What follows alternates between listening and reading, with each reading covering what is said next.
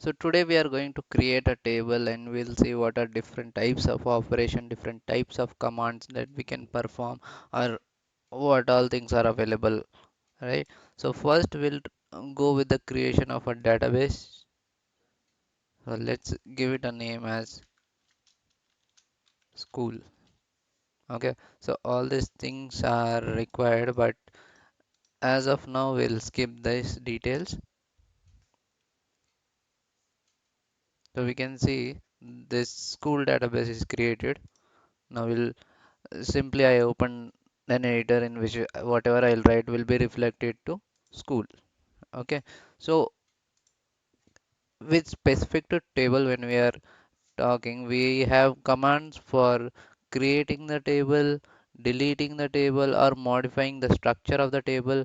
And the structure of the table is known as schema. Now this schema and the schema, the database, which is a collection of schema, that collection of schema which is called as database is different. Now in context of table, schema is nothing but what are the fields it is having, what is the data type each field is having. Now if you are not aware of what is data type means if we are writing a number, then we call it as an integer. If we are writing suppose any string is string only, so that is one more data type. Like that we have, if suppose decimal, then it is called as double, float, numeric. Okay, so these data types are same, but in different languages we call it differently. Now the string, that is any text, right? That we call as varchar or nvarchar in context of database. Now coming to so data types is one thing. Now coming to table, we have three things. One is DML commands and DDL commands, and then we have something called DCL, which is data control language, right? Now the main thing is data definition language. So data definition means anything which defines a table. Okay, so defining a table in the sense we will create it, we will modify it, we'll delete it. So here we are dealing with the structure of table. That's why we call those commands as data definition language. Now coming to data modification language, we call it as a CRUD operation. So here we can not specifically CRUD, that will again come in context of API. So here we can say commands to fetch, insert a new record, or modify the record, or delete a record. So when we are dealing with data manipulation language, here we talk with respect to the records of table. Again I'm saying definition, data definition language deals with modification of modification, creation, or manipulation at the schema level. Okay, this is schema level. Schema in the sense here table. Okay, and data manipulation language which deals with the records in the table.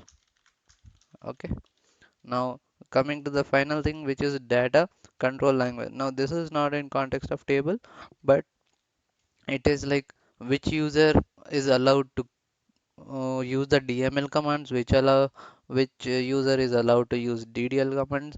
It might not be only user, it might be any ID which is used by any application. So we give permissions. So data control language, like we manage the controls given to a user or to an ID. Like it can use a DDL commands or DML commands. So that was about the different types of commands that we are having. So now we'll proceed with the creation of a table. So here we are going to create a table called student. Okay, so when we are intending of creating a table which is student, it means we need to create, so we are going to use a DDL command. So in DDL command we have multiple commands for creating, deleting, updating. So as of now we are going to use create command. So the command include how it goes is create table and table name. So table name will be our student. It is not case sensitive, just for understanding sake. Those which are keywords I am writing in the capital letters. The one which are custom, like student is not a keyword. I'm using it as a like a word from my end. So I will write in the small case. That is just for understanding, but the whole command is not case sensitive. right? So this student was my table name. Now I'll open a bracket and I'll close the bracket, and that's it. This is the end of my statement. Now inside this, what I'll write is what will be the my column name and the data type. So let me tell you, if you are not aware, we have uh, s- nvarchar, right? We have boolean, and this boolean is nothing but true or false. So from outside we might be writing true for true, false false, but internally that will be a bit. So it is storing 0 for false, 1 for true. So some of the data types I mentioned: numeric for integers, date, time. Now similarly, this was only for text, but we can also store images, medias, XML, JSON. Now images is stored in form of something called as blob, but it is not recommended to store those. The recommended way is to store image somewhere and store the path of that as a nvarchar, but again that is we are going out of the way. So blob is generally used for storing any media type. So let's give id and then the data type. Let's give it nvarchar. Okay, then we'll give no, this is numeric. Okay, and then we'll give something as name, then the type of that will be nvarchar. So nvarchar, and there is a difference between nvarchar and varchar. Both are available. Now again, that is a different scope. So nvarchar here will mention the size. Let's consider as 30. So we had ID, name, and then we can consider something as gender. Again, this is a single bit, but okay. Nvarchar. So we have something for chars and all. So all those are data types, but the basic concept is we'll mention the column name, then we'll mention its data type. Similarly, so while creating any table, we need to make sure that we have at least one attribute in the complete table which uniquely identifies each record in the table. Okay, so suppose I'm adding 10 students in this table, I should have at least one column. It might be name, it might be gender, or it might be something which is unique for every student. Okay, so there is possibility that there might be students with same name, so I cannot consider this name as that key which uniquely identify. So I'll give a serial number for each student which will uniquely identify it. So this uniquely identifying column is known as primary key in context of database. Okay, so we will not be having any scenario where we'll have same value for multiple student for the column ID. So that is why we say a column which uniquely identifies means once a value is kept, that same value will never be used for some other record. Okay. So if we execute this, we can first let's open our tables. So in tables we can see there is only system tables and file tables. Once we execute this, completed successfully. Now if we see, this is a school table. Where is it? I need to refresh.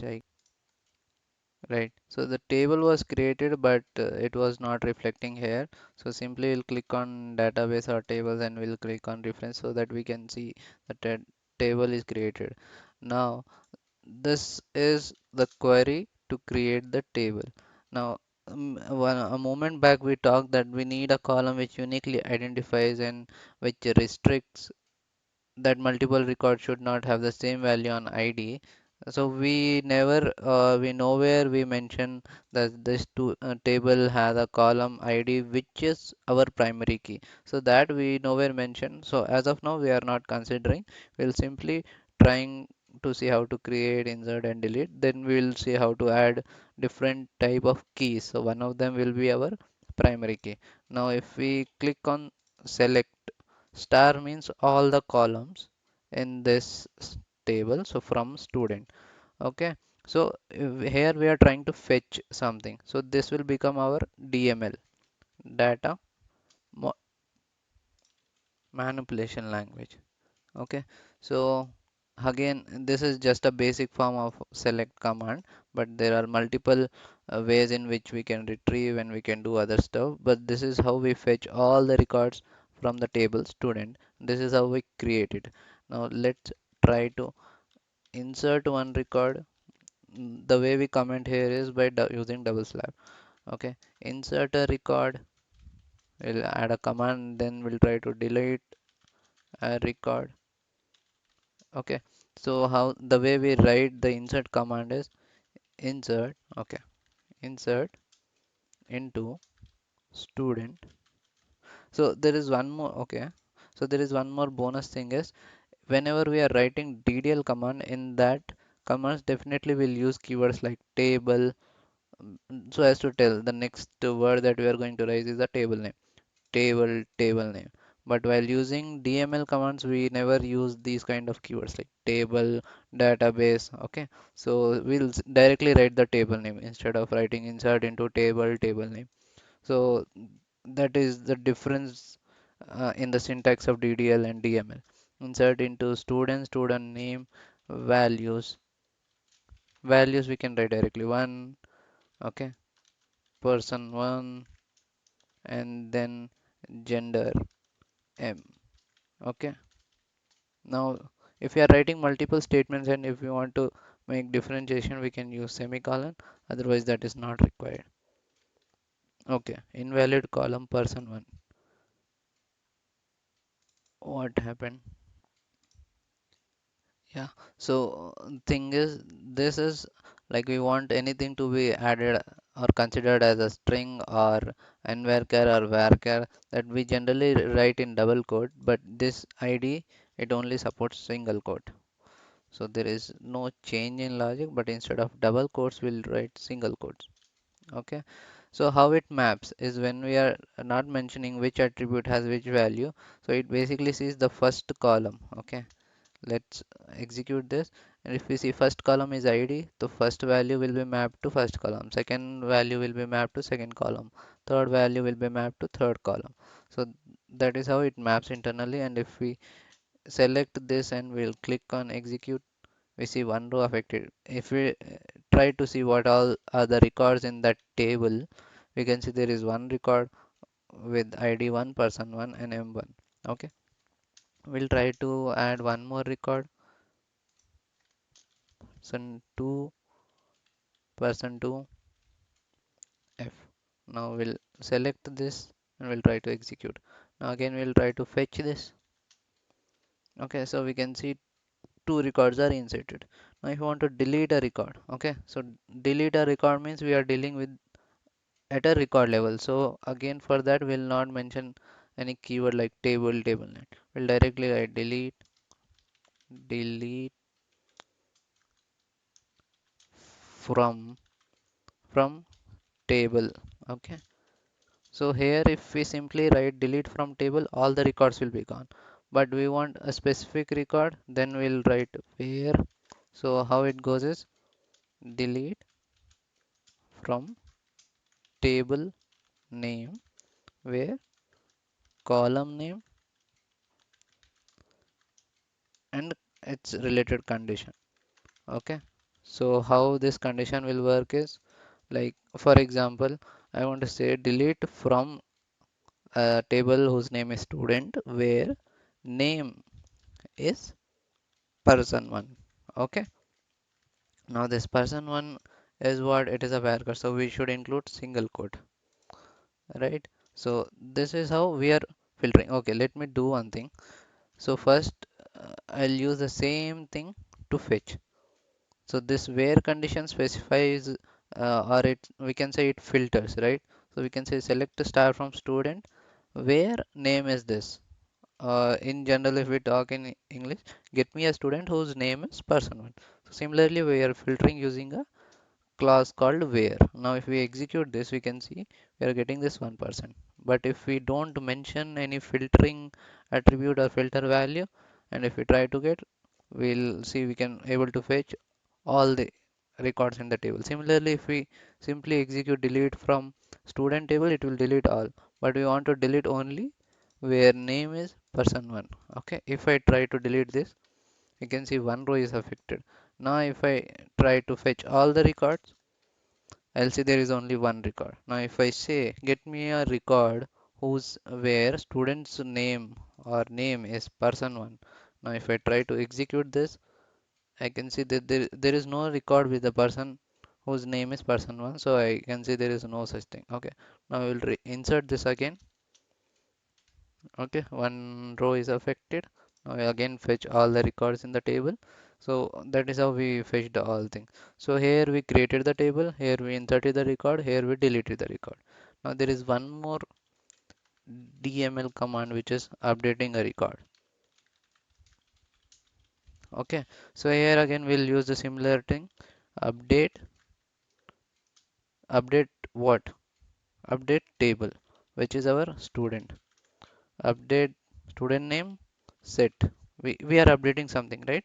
So before mentioning the condition, we'll tell what thing we want to change. Set name, set name as person modified. Okay, modified name. Okay, set name as modified name. If I only tell this much, it will be reflected for all the records. But if I use filter, so filter is nothing but a where clause. So I'll write where name is equal to person 2. Again, I need to use a single quote. Here also I need to use a single quote,